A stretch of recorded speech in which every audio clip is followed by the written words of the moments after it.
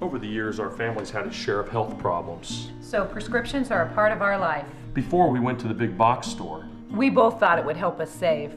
But with the long lines and impersonal service, filling prescriptions became a chore.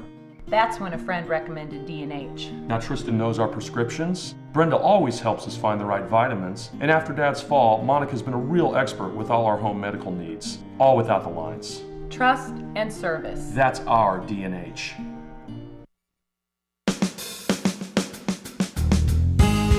Good morning and welcome to Radio Friends, day before Halloween. This is Thursday, October 30th.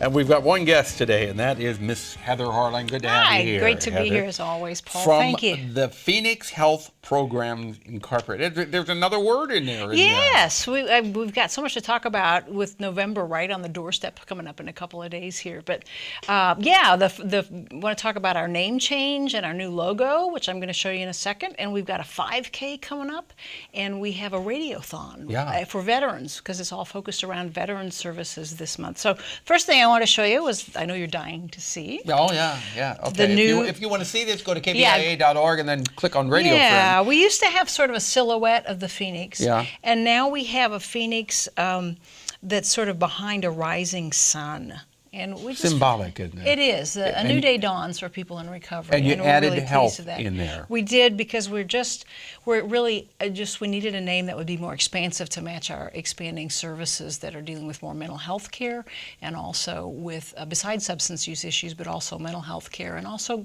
hooking people up and getting them some physical health care as well. Mm-hmm. So it's really expanded services. So we needed a name change and a logo change to really incorporate that. Yeah. So, how many people, Heather, are you reaching out to? How many people are you working with? We have probably about 2,000 to 3,000 people that come through our doors a year locally. Most of them are served by outpatient.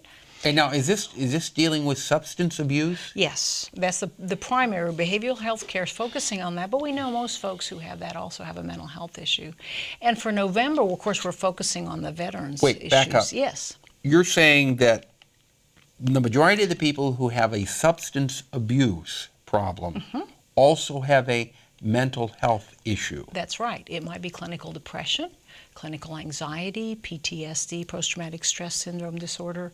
It might be bipolar disorder, or a few of the more ADHD, but those are some of the more well-known. So it makes our brains more vulnerable. So, and as we know, the PTSD often comes with combat. It comes for a lot of other reasons too, but it has been brought to the public's attention after a decade of war. So this November, just here next month, we're focusing on being able to raise $40,000 to expand our services to veterans. For veterans. Mm-hmm. November is right. really a month that we think of veterans and veteran service, and so many times these people have served the country and they come back.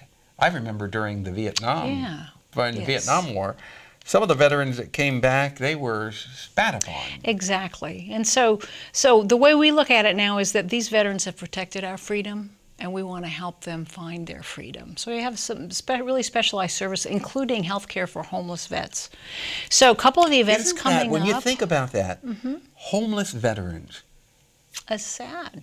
Sad. It's somewhat shameful, too, the fact that people who risked their lives are now homeless. So we really want to expand those services, and with the money raised, we were looking at having apartments so that we have more Area 34 beds, perhaps what we're aiming for. What is Area 34? 34 beds, so that we could help them with that. And 2 events coming up. One is Saturday, November 8th, which would be our Phoenix 5K run. Okay. And registration starts at 8, and the run begins at 9. There's more information on the website. So what are you going to do there? 5K run, raise some money. How are you raising the money with the 5K run? Oh, people getting donors and stuff. And okay, so people sign up to run, and then they ask people to sponsor them. Yes. And how much are you hoping you'll raise? Well, that plus we're having a radiothon on Veterans Day.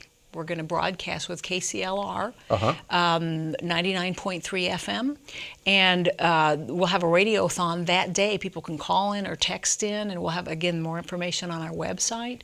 That'll be 10 to noon on Veterans Day to help raise Okay, money. for 2 hours.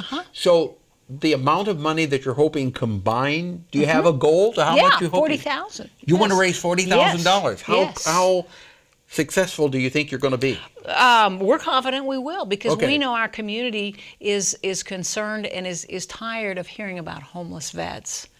And I want to read you a quote just real quick of one of our vets who said, I got accepted into college, and what I learned here is when presented with something uncomfortable, I don't have to instinctively go towards drugs.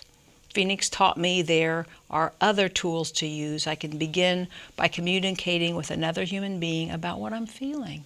And something as simple as that, when we help veterans deal with that, can begin a whole new life when they pick up those tools. Instead of you have to be just the tough soldier, a wounded warrior who's receiving help. Right.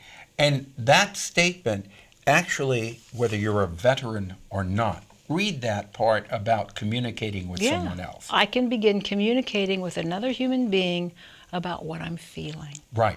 Not having to turn to a drug. Exactly. If you feel that nobody understands you, give somebody a chance to try to understand you. Go up and talk to somebody. Say, I've got a problem. I'd like to talk to somebody. And most people, I think, have a big enough heart, they'll sit down and listen. Absolutely. And they can get in touch with us against more information on our fundraisers on our website, www.phoenixhealthprograms.com. Do you feel that someday this the homeless veteran story that we have now will be something of the past? We certainly hope so, Paul. We all do. First of all, that we wouldn't have veterans coming back because we wouldn't have wars. And that we would do better as a people to commit to taking care of people who have protected our freedom, to be sure their freedom is ensured. Addiction is sort of a modern chemical slavery.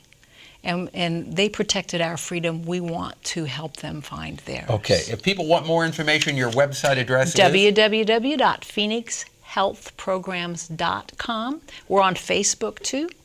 And come join us, the 5K on Saturday the 8th of November. And so mark it on your calendar, Saturday, Yeah. November the 8th. You're starting at 90 East Leslie. Is that right? East Leslie Lane. Where Yes. is that? It's across from where the old Wilsons used to be, Okay. across from Vandiver. Okay. Registration starts at 8 o'clock. The run starts at 9 o'clock, or you can register online.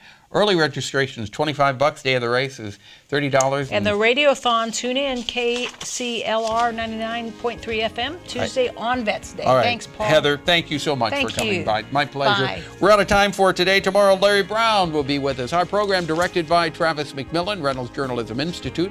Audio, Pat Akers, KBIA. Our floor director is Lowell Thomas. And our assistant producer and guest coordinator, Uncle James Mauser. Something you'd like to hear or see? I'd love to hear from you. Pepper P, Missouri.edu. Have yourself a nice morning. Tomorrow's Halloween. We got a story for you.